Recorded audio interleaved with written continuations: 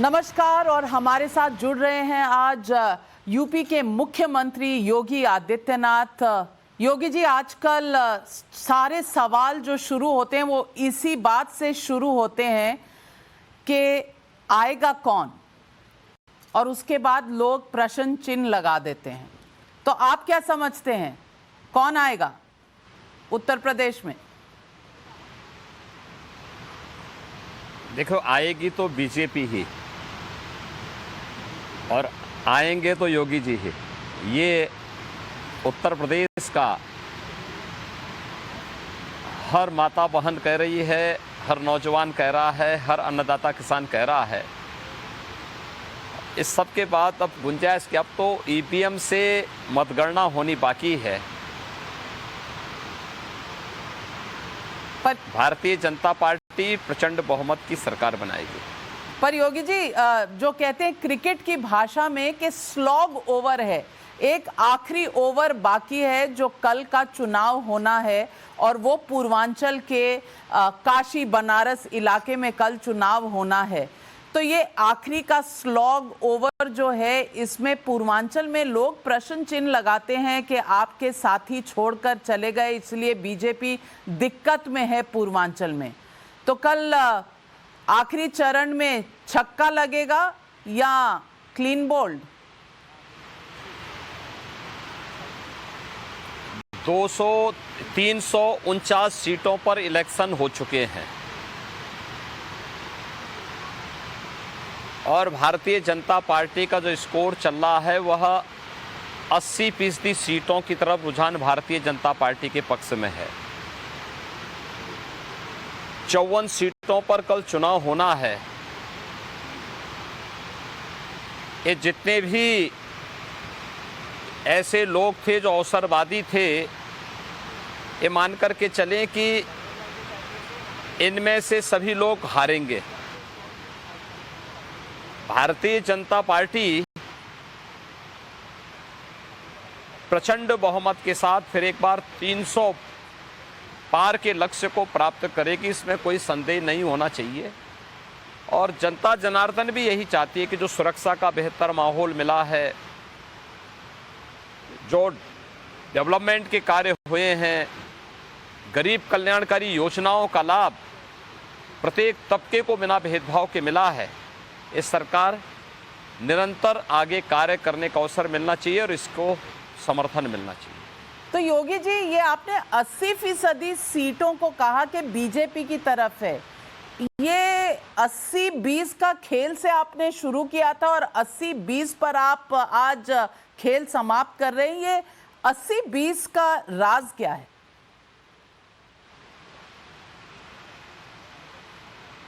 देखिए, प्रधानमंत्री मोदी जी ने 2014 में देश के राजनीतिक एजेंडे को, जो परिवारवाद पर आधारित था, वंशवाद पर आधारित था, जातिवाद पर आधारित था, माफियावाद पर आधारित था, क्षेत्रवाद और भाषावाद पर आधारित था, उसे बदल करके गांव, गरीब, किसान, नौजवान, महिलाएं और विकास पर केंद्रित किया। आपने पूरे चुनाव के अंदर देखा होगा, हम विकास की बात करते थे, विपक्ष जातिवाद की बात करता था। हम राष्ट्रवाद की बात करते थे, विपक्ष जिन्नावाद की बात करता था। हम लोग नौजवानों के कल्याण की बात करते थे, विपक्ष पाकिस्तान का गुणगान गाता था। उनके पास मुद्दे नहीं थे और वह इस उधेड़-बुन में था कि आखिर किन मुद्दों को उठाएं जिससे अधिक से अधिक लोगों को गुमराह किया जा सके। लेकिन ऐसा नहीं है। 80% सीटें भारतीय जनता 80% से अधिक सीटें भारतीय जनता पार्टी ने 2014 में जीती, 80% सीटें 2017 में जीती, 80% सीटें 2019 में जीती, और फिर एक बार 300 पार का लक्ष्य जब प्राप्त होगा तो 80% सीटें भारतीय जनता पार्टी की झोली में जाएंगी।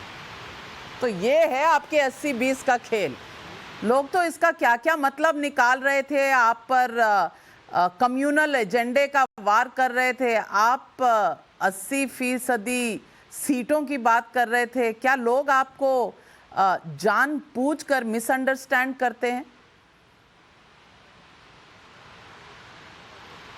देखिए, उनके पास कोई एजेंडा नहीं, वे अपनी बात कहेंगे और मेरे पास जो तथ्य हैं मैं उसके आधार पर, उन तर्कों के आधार पर अपनी बात को रखूंगा। विकास और लोक कल्याण का जितना कार्य भारतीय जनता पार्टी की डबल इंजन सरकार ने किया है, इससे पहले कभी नहीं हुआ था। और मैं फिर इस बात को कह सकता हूं कि अगर आप इंफ्रास्ट्रक्चर डेवलपमेंट की बात देखें, गोरखपुर का खाद कारखाना लोगों ने उम्मीद छोड़ दी थी, 1990 में बंद हो गया था। आज एक खाद कारखाना प्रधानमंत्री जी के कर कमलों से फिर से प्रारंभ हो चुका है। पूर्वी उत्तर प्रदेश में चीनी उद्योग सपा बसपा की सरकार में बंद हो गया था, उन्हें फिर से चालू किया गया है। यहां का चीनी उद्योग एक बार फिर से एक नई गति के साथ आगे बढ़ता हुआ दिखाई दे रहा है। यही नहीं, आपने देखा होगा कि पूर्वी उत्तर प्रदेश में आज इंफ्रास्ट्रक्चर डेवलपमेंट के जो कार्य हो रहे हैं, पूर्वांचल एक्सप्रेसवे हो, देश का नंबर 1 वाटरवे नंबर 1 हल्दिया से वाराणसी के बीच का कार्य हो, या फिर हाईवे का एक अच्छा संजाल बिछाने का कार्यक्रम हो, ये सभी पूरी प्रभावी ढंग से लागू हुए हैं। इन्होंने पूर्वी उत्तर प्रदेश की पूरी तस्वीर को बदला है, उत्तर प्रदेश की अर्थव्यवस्था को एक नया आयाम दिया है। और इसीलिए विकास के इन मुद्दों पर विपक्ष चर्चा नहीं करना चाहता। मेडिकल इंफ्रास्ट्रक्चर का आप देखेंगे, पहले 2 संस्था थे पूर्वी उत्तर प्रदेश में, एक गोरखपुर में बीआरडी मेडिकल कॉलेज और वाराणसी में बीएचयू। आज अगर आप देखेंगे, हर जिला एक मेडिकल कॉलेज बनाने की या तो बन चुका या बनने की ओर अग्रसर है। ये चीज़ें बताती हैं कि भारतीय जनता पार्टी की सरकार में विकास हुआ है। आजमगढ़ में महाराज सुहेलदेव के नाम पे विश्वविद्यालय बन रहा है। ये भारतीय जनता पार्टी सरकार की कार्यपद्धति को बताता है। गरीब कल्याणकारी योजनाओं के माध्यम से अगर आप देखेंगे, 43.5 लाख गरीबों को एक आवास मिलना, 2,61,00,000 गरीबों को शौचालय का लाभ मिलना, 1,21,000 गांवों में विद्युतीकरण के कार्य को पूरा करने के बाद 1,43,00,000 गरीबों को निःशुल्क विद्युत के कनेक्शन मिलना, 1,67,00,000 गरीबों को रसोई गैस के कनेक्शन मिल जाना। और यही नहीं, 15 करोड़ गरीबों को कोरोना कालखंड में महीने में 2 बार राशन की सुविधा उपलब्ध होना, प्रवासी और निवासी कामगार और श्रमिकों को स्किल मैपिंग के माध्यम से उन्हें रोजगार और उनकी जीविका को बचाने का कार्य होना, ये सभी तो भारतीय जनता पार्टी की डबल इंजन सरकार में हुए हैं। तो स्वाभाविक रूप से विपक्ष के पास मुद्दा नहीं, इसलिए वह दूसरे मुद्दों पर चर्चा करती है। हमने विकास और सुशासन के मुद्दे पर चर्चा की है और इंफ्रास्ट्रक्चर डेवलपमेंट जो कहा वो करके दिखाया। फर्टिलाइजर कारखाना इसका उदाहरण है, पूर्वांचल एक्सप्रेसवे इसका उदाहरण है, एम्स गोरखपुर इसका उदाहरण है, एम्स जैसा संस्थान काशी में और कैंसर संस्थान वाराणसी में जी इसका उदाहरण है। इसलिए भारतीय जनता पार्टी जो कहती है सो करके दिखाती है। योगी जी, आप जहां बैठे हैं आज फर्टिलाइजर कॉरपोरेशन ऑफ इंडिया के गोरखपुर के प्लांट के बाहर बागीचे में मेरा खुद का बहुत करीबी नाता है इससे, क्योंकि फर्टिलाइजर कॉरपोरेशन में ही मेरे पिताजी ने अपना कार्य शुरू किया था 55-56 1956-57 में। और हमारा बचपन फर्टिलाइज़र कॉरपोरेशन ऑफ इंडिया के कॉलोनीज़ में गुजरा है मेरा बचपन भी। तो किस तरह से ये कारखाने बंद हुए थे। मैं बिहार में पली बड़ी, ये गोरखपुर, यहाँ भी आना जाना रहता था और बहुत मायूसी थी। कम से कम फर्टिलाइज़र कॉरपोरेशन और पब्लिक सेक्टर अंडरटेकिंग्स में आज इस कारखाने को चलता देखकर मुझे खुद इस बात की याद आ रही है जो बचपन में हमने देखा था।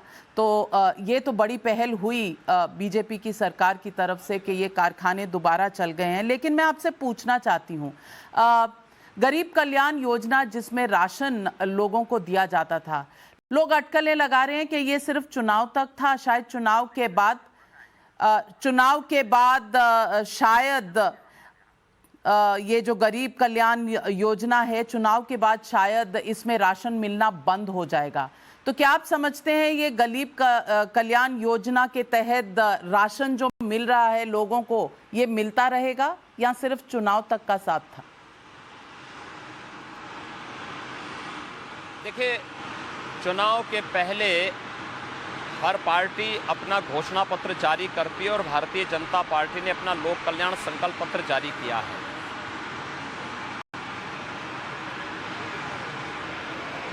गरीब कल्याण योजनाएं हमारे लिए वोट पाने का मात्र माध्यम नहीं है, यह हमारे एजेंडे का हिस्सा है।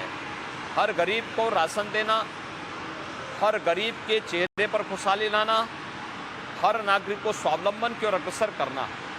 और भारतीय जनता पार्टी विकास, सुशासन और राष्ट्रवाद को ही अपना एजेंडा मान करके चली है और उसमें गांव का विकास भी है, गरीब का उत्थान भी है, अन्नदाता किसानों के चेहरे पर खुशहाली भी है और उन सभी के जीवन में व्यापक परिवर्तन लाना भी भारतीय जनता पार्टी का उद्देश्य है और भारतीय जनता पार्टी इसके लिए कार्य करेगी।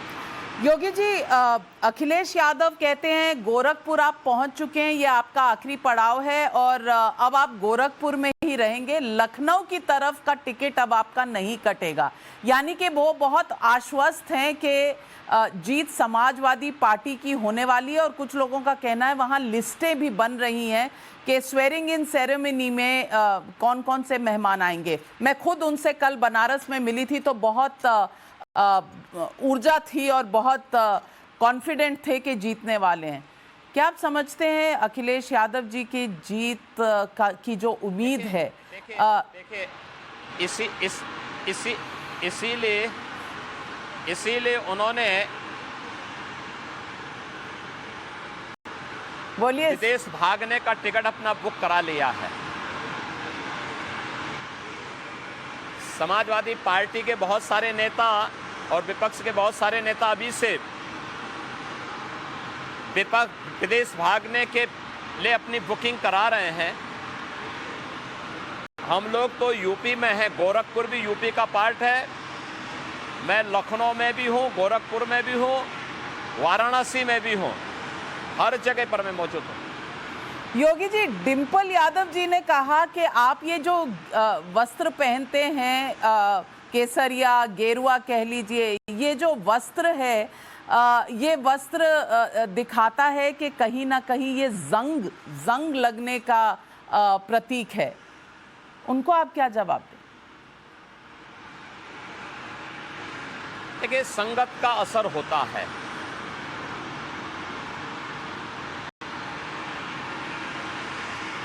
जैसे संगत होगी वैसे संस्कार होंगे।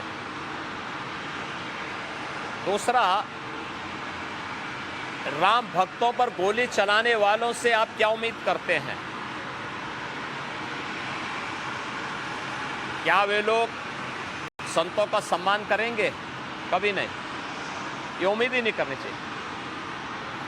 और मुख्तार अंसारी के बेटे खुलेआम भाषण दे रहे हैं, अब्बास अंसारी, और कह रहे हैं कि हमने बात कर ली है और अब किसी भी पुलिस वालों का तबादला नहीं हो जाएगा। जब समाजवादी पार्टी की सरकार आ जाएगी, 6 महीने लोग यहीं पर रहेंगे ताकि उनसे हिसाब बराबर किया जाए, बदला लिया जाए। ये जो स्टेटमेंट है, जनता जनार्दन उन्हें इस लायक जनता जनार्दन उन्हें इस लायक छोड़ेगी ही नहीं कि वे बदला लेने लायक रहे। तो योगी जी, आपने कहा कि और आपने चुनाव जब शुरू किया था और आप जब पहली बार लखनऊ आए थे तो आपने कहा था कि 1 रुपया जो सरकार देती है उसमें से 10 पैसे ही पहुंचते हैं गरीब के पास। ये 5 साल के कार्यकाल में जब आपकी सरकार रही है तो ये पैसे कुछ बढ़े हैं? लोगों को 1 रुपए की जगह अब कितना मिलता है? देखिए, आप अगर 1 रुपया शासन भेजता है तो 1 रुपया गरीब के खाते में जाता है। पिछली सरकारों की ये विफलता थी कि वह जनता को उसका हक नहीं दे पाते थे।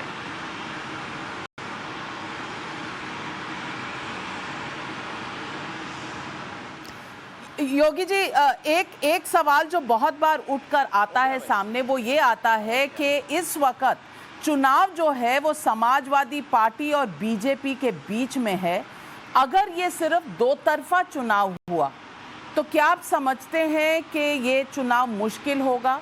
और बीएसपी बहन मायावती जी का क्या रोल रहेगा उत्तर प्रदेश की पूरी पॉलिटिक्स में, राजनीति में?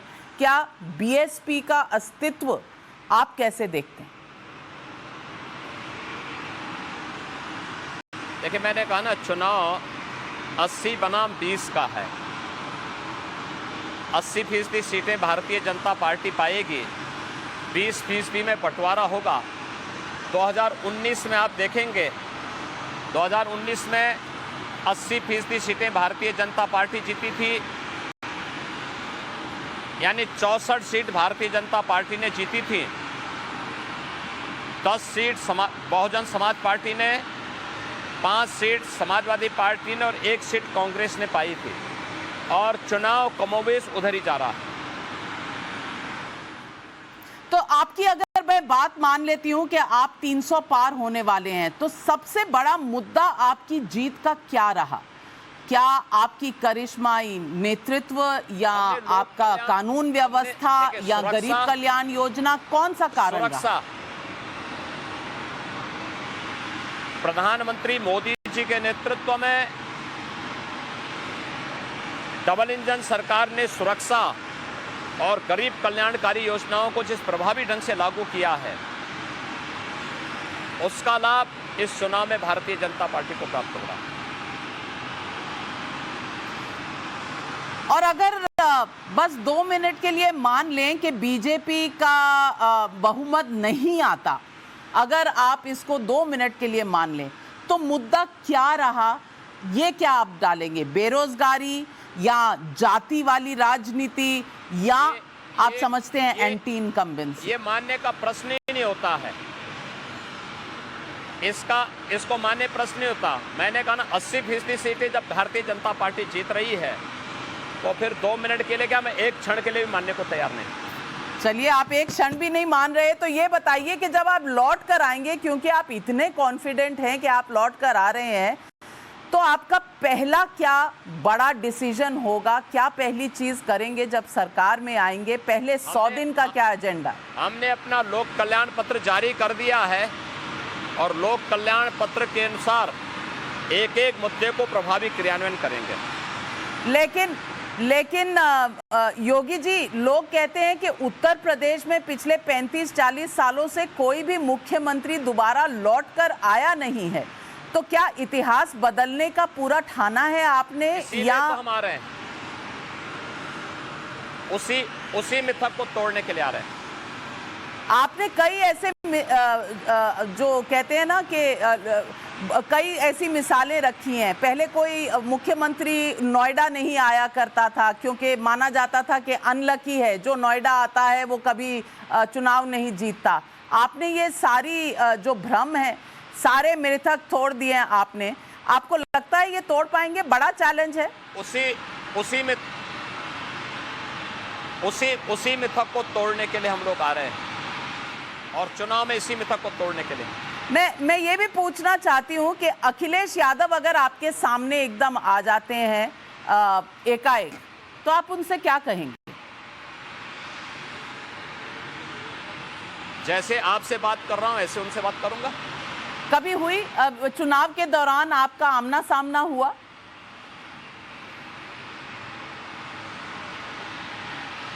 अक्सर होता है। तो तब भी ये तेवर दोनों के वो गर्मी वाले होते हैं कि आम लोगों की तरह बातचीत होती है? आप लोगों के बुद्धि से परे है ये, आप लोग समझ नहीं पाएंगे उस भाषा को। हम कोशिश करेंगे, आप बताइए तो सही। सारी जनता सुनना चाहती है, जनता को कम बुद्धि वाला मत समझिए। समझने के लिए आपको भी सार्वजनिक जीवन में आना पड़ेगा। नहीं, अब हमें भी समय हो गया, आप बताइए तो सही। पिछली बार अगर आप मिले तो कब मिले और क्या बातचीत हुई? इसलिए हमने कहा जब आप सामने मिलेंगे पता लग जाएगा।